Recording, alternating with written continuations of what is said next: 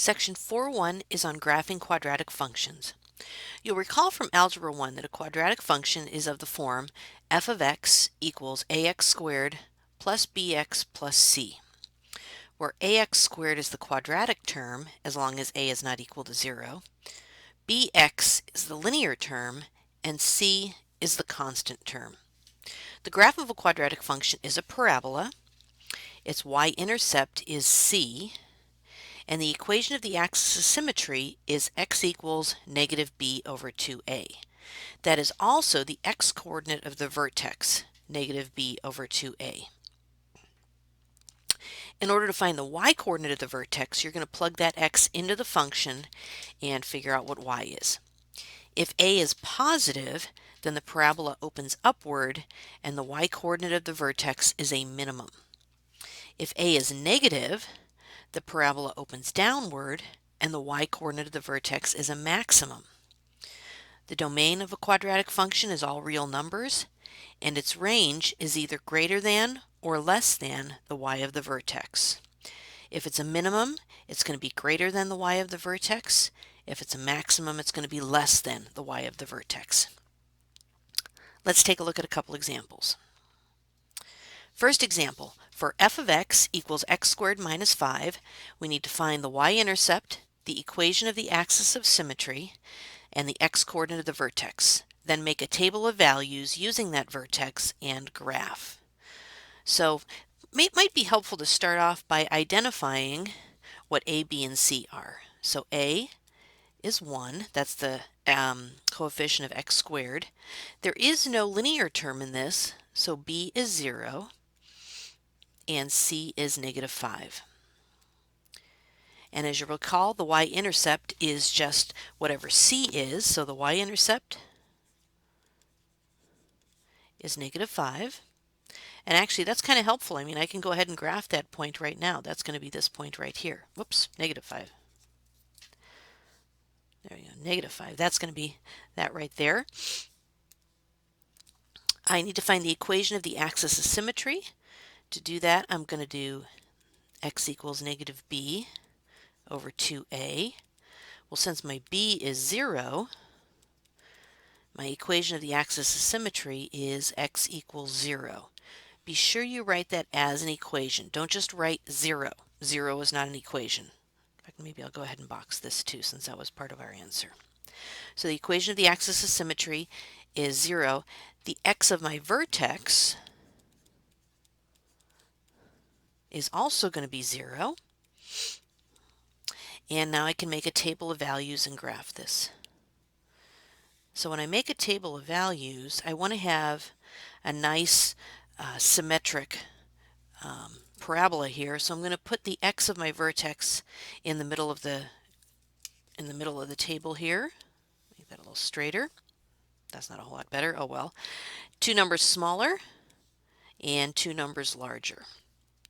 So when I plug in negative 2 squared is 4, minus 5 gives me a negative 1. Negative 1 squared is 1, minus 5 gives me a negative 4. 0 gives me a negative 5. And I should see negative 4 and negative 1 here in order to get that symmetry in the parabola. So 1 squared is 1 minus 5 is negative 4. 2 squared is 4 minus 5 is a negative 1. And then we'll go ahead and graph these points. In fact, I already have my y-intercept here, which is handy. Then I have negative 2, negative 1, negative 1, negative 4, 1, negative 4, and 2, negative 1. So there's my quadratic function, f of x equals x squared minus 5.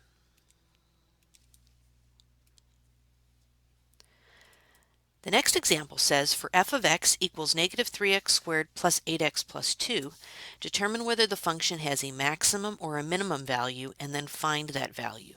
Then state the domain and range. So in this case, a is equal to negative 3. That means that a is less than 0, which means my graph is going to open downwards, which means that my vertex is going to be a maximum. So this is going to have a maximum value.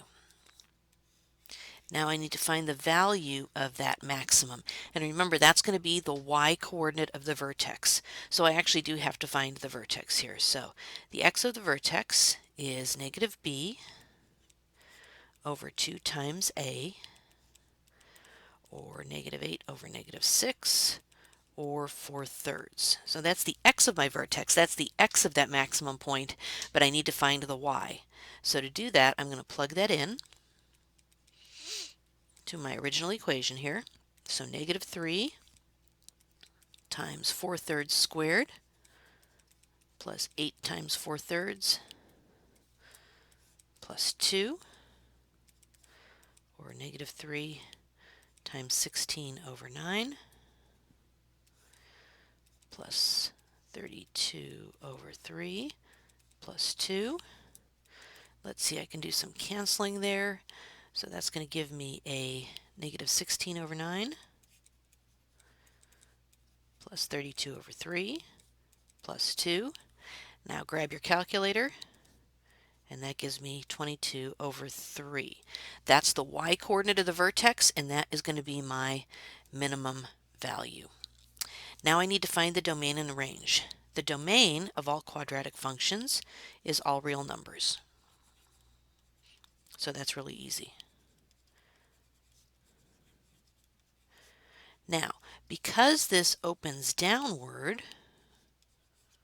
okay, it's going to be a less than or equal to, and my y is going to be a less than or equal to the minimum value, or the y of the vertex.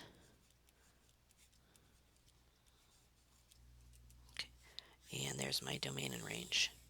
So in this lesson, we looked at how to graph a quadratic function and how to find all sorts of different parts related to that, including the domain and range.